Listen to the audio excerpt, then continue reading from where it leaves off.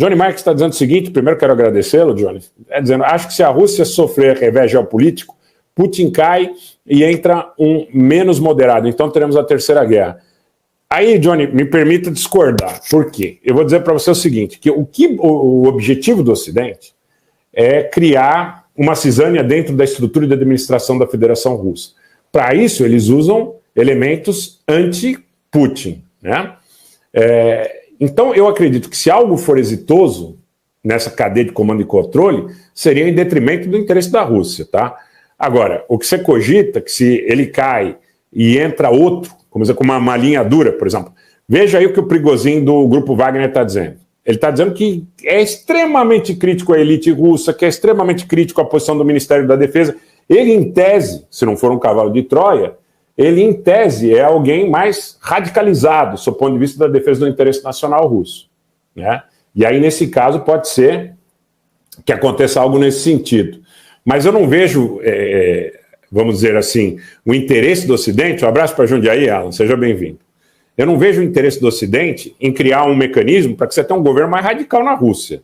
O que eu vejo como possibilidade concreta é que eles tentaram e tentam até aqui alongar o perfil do conflito, procrastinar a solução para que o governo russo caia ou para que haja um conflito interno e para que eles consigam emplacar um Zelensky russo. Alguém que transita melhor com os interesses do Ocidente, né? O que seria uma forma sutil de ocupação da Rússia. É muito difícil que isso se concretize, mas não é impossível, porque senão eles não estariam levando a cabo operações de sabotagem dentro da Federação Russa. E eles estão levando a cabo operações de sabotagem até no entorno de Moscou, né? Então eu, particularmente, com todo o respeito à opinião divergente, acho que a gente vive um momento muito crítico e que não é possível, nesse momento, determinar que já haja um desfecho para essa situação. O desfecho mais perigoso é você constranger uma potência nuclear. Desde que você constrange essa potência nuclear com sua cadeia de comando e controle intacta. Então, não adianta você constranger a Rússia e preservar a capacidade de operação das suas forças. Porque isso seria praticamente um suicídio. Isso seria praticamente um suicídio. O que você pode eventualmente fazer é tentar romper a cadeia de controle e comando russa e aí sim, eventualmente conseguir uma posição privilegiada em relação ao fato de que a Rússia não faça uma retaliação. Agora, se você mantém a cadeia de comando e controle russa, com Peskov, com Lavrov, com Putin, com Shoigu, com todo esse contexto que você tem hoje, e com essa ideologia, você corre o risco, efetivamente, de levá-los a uma situação na qual eles têm que utilizar seu poder dissuasório. Essa é uma realidade. Essa é uma realidade. Qual é o sonho americano, Edson Tunes? Vou colocar para você aqui a minha percepção. Boa noite, seja bem-vindo. O sonho americano é vencer a China. E para vencer, né, a China, o que ela precisa? O que esse sonho precisa? Derrotar primeiro a Rússia, né? Eu não acho, boa colocação, Vanessa, eu não acho, boa noite, seja bem-vinda. Eu acho que nós não podemos ainda falar que estejamos na Terceira Guerra Mundial, mas nós não fechamos as portas para que ela efetivamente ocorra.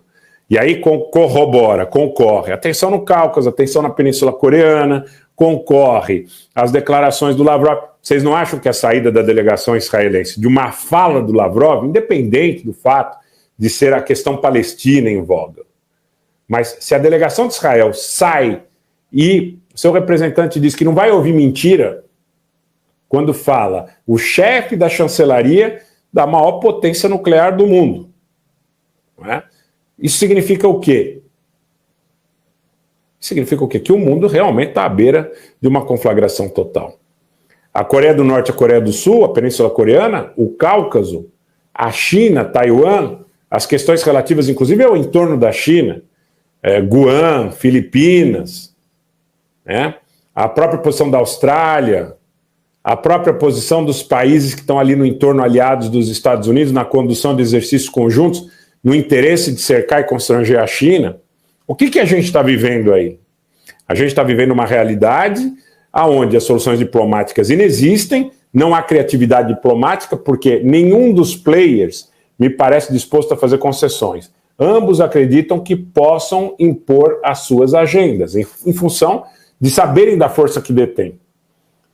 E eu vou repetir, eu estou falando isso desde o primeiro dia do conflito. Não é possível derrotar a Rússia, potência nuclear, com milhares de ogivas operacionais, militarmente. Mas é possível tentar criar uma cisânia na cadeia de comando e com operações de sabotagem, com operações subterrâneas, com Black Ops, você criar uma fratura na orientação das cadeias de comando e controle russas e, a partir daí, tomá-las em suas mãos. Esse é o sonho dos Estados Unidos, e romper completamente a capacidade de resistência da Federação Russa. É isso, não é?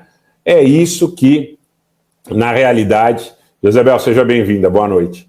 É isso que, na realidade, o Ocidente está tentando desde o início desse conflito. Aliás, não desde o início desse conflito, desde o momento no qual enseja uma revolução colorida dentro da Ucrânia. Porque a partir da revolução colorida dentro da Ucrânia, a partir dessa revolução colorida dentro da Ucrânia, se estabelecem as bases para que hajam operações de sabotagem contra a Rússia. E eu não estou dizendo isso com mais ou menos simpatia por um lado ou por outro, mas isso é um fato. Esse é um fato. Você cria a condição a partir de operações que são planejadas, que são orientadas, que são dirigidas a partir da capital ucraniana para gerenciar distúrbios, eventualmente no Cáucaso Norte, no Cáucaso Russo, para buscar na Iacútia, para buscar distúrbios no entorno dos grupos que apoiavam Navalny, né? Porque você vai instrumentalizando tudo isso e vai oferecendo, praticamente como uma cadeia de comando, uma cadeia de controle, cuja operação se dá a partir de um governo simpático aos interesses de Londres e de Washington, que está instalado na capital ucraniana. Então, mais do que qualquer questão aí de russofobia, de oposição à representação histórica ou ideológica do que seja o governo russo hoje, você tem um dado material aí. Você tem um dado material, que é utilizar uma capital próxima, uma capital onde você tem tentáculos de inteligência, onde você tem tentáculos de logística, de indústria militar, de tudo isso, para, eventualmente, mitigar a capacidade da Rússia de exercer sua soberania.